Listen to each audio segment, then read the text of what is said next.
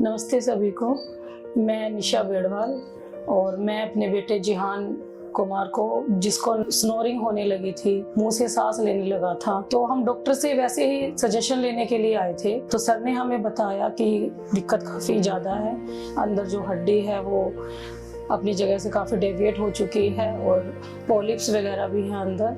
तो सर के सजेशन हमें सही लगे और उन्होंने बताया कि सर्जरी से ही इसका इलाज है, मेडिसिन में नहीं होगा। हमारे बच्चे को बहुत सारी दिक्कतें थी पर हम समझ नहीं पाए थे, किसी भी चीज़ में मन नहीं लगता था। पढ़ाई में भी 3 साल से हम देख रहे थे कि जो था पोजीशन डाउन हो रही थी, पढ़ाई में मन नहीं लगता था, इनअटेंटिवनेस, फोकस नहीं था, लथार्जिक सा रहता था ये बहुत ज़्यादा। फिर हमने सर के पास आए, सर ने हमें बताया कि इतनी प्रॉब्लम है। हमने इमीडिएटली 2 डेज़ बाद ही सर्जरी करा ली और उसके बाद सर से हम मिले। डॉक्टर स्वप्निल जो सर SI में हमारे लिए तो इक्वली टू गॉड हैं सर। और उसके बाद अब ये बिल्कुल खुश रहने लगा।